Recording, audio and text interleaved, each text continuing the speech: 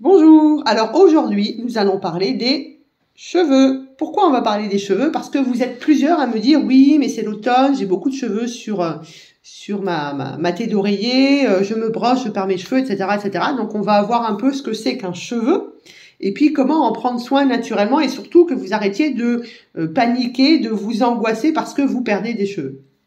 En gros, les cheveux font partie de la grosse famille qu'on appelle les fanères. Donc les fanères, c'est la peau, c'est les ongles, c'est les poils. C'est donc les cheveux, mais aussi les cils et les sourcils. Et donc les fanères, ça fonctionne en cycles. Vous avez des cycles de latence, des cycles de croissance et évidemment des cycles de mort de ces fanères. Alors au niveau de la peau, on le voit bien, on a la peau qui est desquame, on peut retrouver d'ailleurs, si vous faites un petit peu attention dans vos draps, vous retrouvez un petit peu de desquamation, c'est ce qui nourrit les acariens, donc pensez à aspirer. Et donc du coup le cheveu, il est de cette famille des fanères, donc il va avoir aussi lui un cycle de croissance. On dit que en fait le cheveu a un cycle de 2 à 6 ans. Et le cheveu, il a forcément un cycle de mort.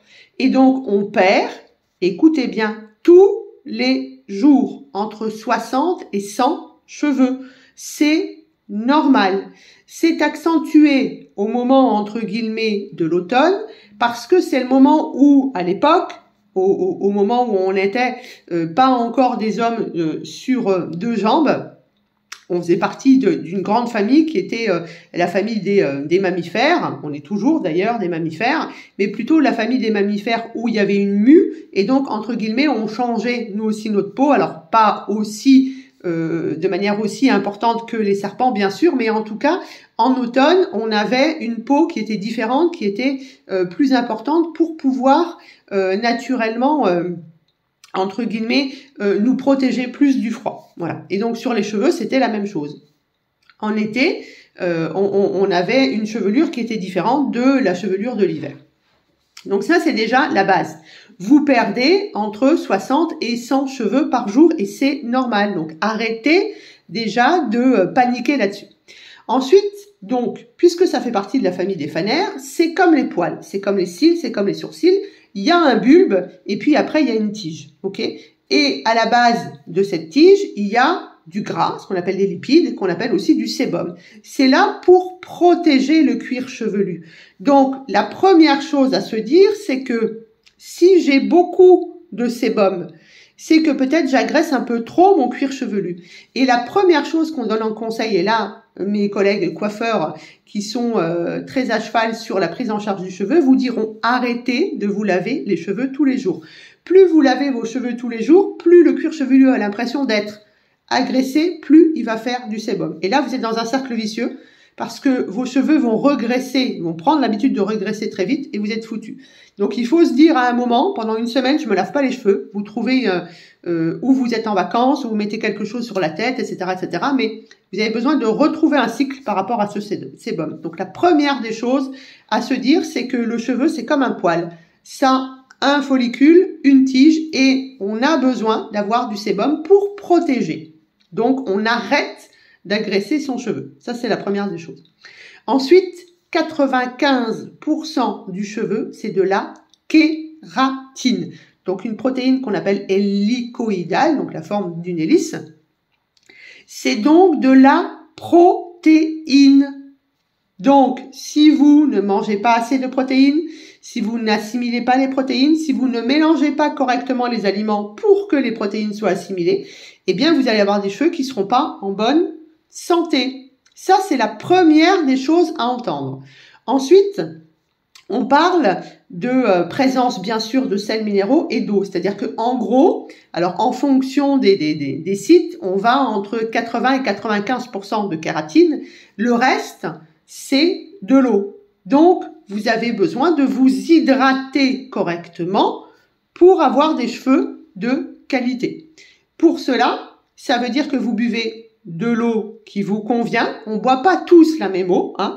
Si on est une femme enceinte, si on est un enfant, si on est un adolescent, si on est un sportif, on boit des eaux différentes, plus ou moins minéralisées. En tout cas, on boit en fonction de son poids et on boit surtout de manière régulière. Et dès qu'on boit quelque chose qui n'est pas de l'eau, ça déshydrate. Regardez vos cheveux dans l'état dans lequel ils sont. Donc, pensez à vous hydrater. Donc, vous voyez, les deux grosses familles de nutriments qui sont nécessaires, c'est les protéines et l'eau. Ça, c'est quand même important à entendre et je suis pas sûre que vous pensiez à ça. Parce que quand on pense aux cheveux, on pense aux vitamines B. Alors oui, bien sûr que amener des vitamines B, ça fait du bien à tout le corps. Ça fait surtout énormément de bien au cerveau. Donc, si ça vous permet d'avoir une bonne base, c'est super, mais c'est pas les vitamines B qui vont refaire votre cheveu. Vous devez prendre soin de vos cheveux de l'intérieur au départ. Ensuite, on a besoin bien sûr d'oligo-éléments et c'est pour ça que ça rentre pas dans les petits pourcentages parce que c'est des oligo-éléments, donc c'est très peu. On a besoin de zinc avec un C à la fin. On a besoin de fer, on a besoin de cuivre et on a besoin de magnésium. Voilà, ça c'est la base dans les minéraux qui sont nécessaires. Bien sûr qu'il y a du pigment après au niveau du cheveu, c'est ce qui fait votre couleur de cheveux, mais vous n'allez pas pouvoir, entre guillemets, sauf si vous faites des couleurs, avoir une action sur ces pigments. Donc, lorsque l'on veut prendre soin de son cheveu, aussi bien du follicule pour que ça soit fort que de la tige, c'est-à-dire qu'on appelle le cuticule ou le cortex, eh ben, on a besoin d'amener de la kératine. Ça, c'est hyper important. Ensuite, arrêtez d'agresser vos cheveux. Arrêtez d'agresser ce sébum qui est là pour lubrifier votre cuir chevelu. Et puis, comprenez qu'il y a des phases où on fabrique des cheveux et des phases où on va avoir une stagnation, on va dire, et une phase où les cheveux vont tomber. Donc, ne prenez pas peur à chaque fois que vous perdez des cheveux. Si vous êtes dans les chiffres que j'ai énoncés en début de vidéo, eh bien, on est OK. Ensuite, on prend à peu près, on va dire, un centimètre et demi à peu près de pousse de cheveux par mois. Voilà.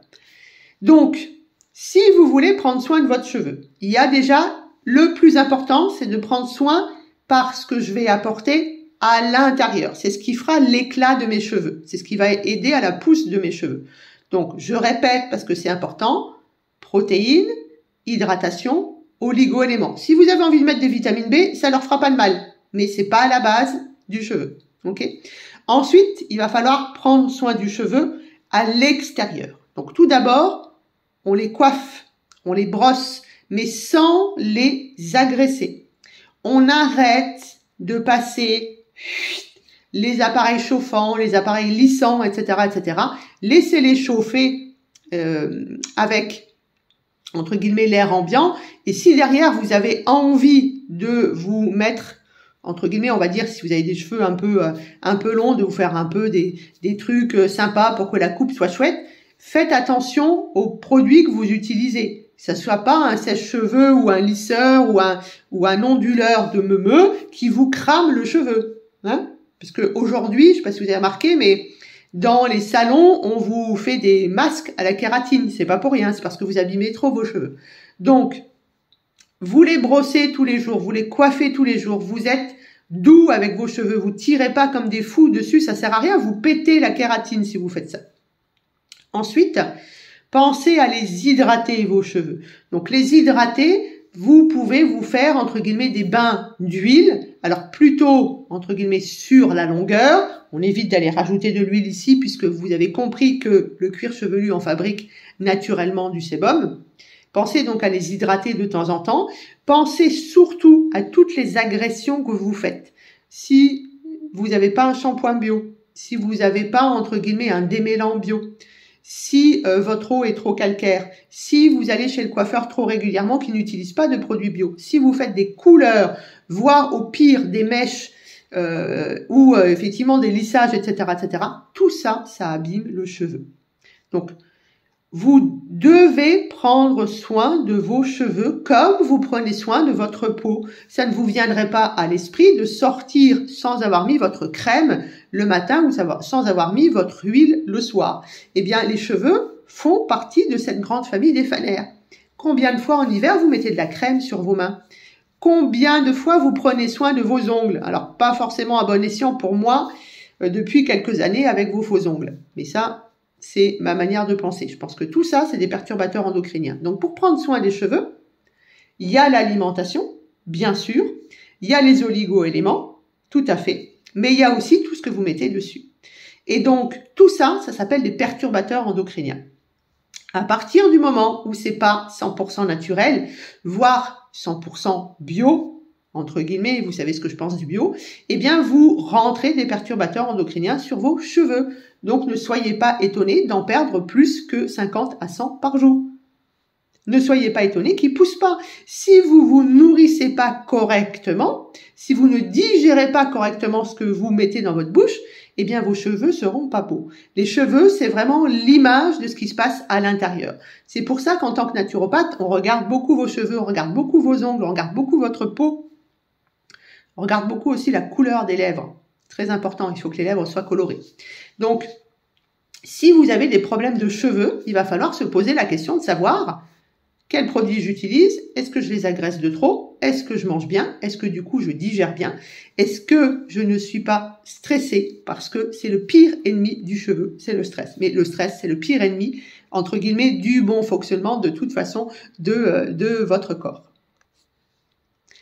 Et je voulais rajouter que n'oubliez pas que les poils, les cils, les sourcils, les ongles d'ailleurs, la peau et les cheveux sont là au départ pour vous protéger. En gros, pour moi, ça fait partie de la barrière physique du système immunitaire inné. Donc, dès que vous allez agresser votre peau, vos cils, vos sourcils, vos cheveux, vos ongles, eh bien, vous faites pénétrer à l'intérieur, vous mettez à mal la première partie de votre système immunitaire inné. Ça, pour moi, c'était important de vous le dire. C'est-à-dire qu'on ne se rend pas compte. On veut absolument être joli, on veut plaire aux autres, on veut se plaire à soi aussi, et on va faire des choses qu'on ne se permettrait pas de faire à l'intérieur de notre corps. Donc, lorsque vous mettez des fossiles, lorsque vous faites des tatouages, que ce soit sur les lèvres, que ce soit sur les sourcils, lorsque vous faites des couleurs trop agressives ou tout traitement que vous connaissez beaucoup mieux que moi, puisque moi je vais pas chez le coiffeur, eh bien naturellement vous abîmez votre système immunitaire inné, la première barrière, ce qui veut dire que ça peut rentrer à l'intérieur. Et notamment pensez, revoyez la vidéo, mais pensez-y, c'est hyper important parce que aujourd'hui, j'ai dans mon cabinet énormément de personnes qui sont en maladie, je peux le dire comme ça, maladie liée à des problèmes hormonaux. Pourquoi? Parce qu'il y a une tonne de perturbateurs endocriniens dans nos vies. Et donc, si on peut les enlever, et ben là, dans le cas de la prise en charge du cheveu, eh bien, ce serait parfait. Vos cheveux, s'ils sont pas beaux, c'est parce que vous faites des couleurs, c'est parce que vous les lissez, c'est parce que vous n'utilisez pas le bon shampoing, parce que vous les lavez trop et parce que vous n'en prenez pas soin. C'est la continuité de votre peau. Donc, pensez à tout ce que vous mettez sur votre peau, qui, je l'espère, est de qualité. Eh bien, vous devez faire la même chose sur vos cheveux. Voilà, c'était la vidéo sur le cheveu. C'est normal d'en perdre. Maintenant, si vous en perdez vraiment beaucoup, ça peut être un signe donc de carence en fer, de carence en zinc, de carence en magnésium, bien sûr. Mais c'est aussi souvent un des premiers signes avec le coin du sourcil d'une hypothyroïdie. Donc, vous avez un doute? Allez consulter. Prenez soin de vos cheveux.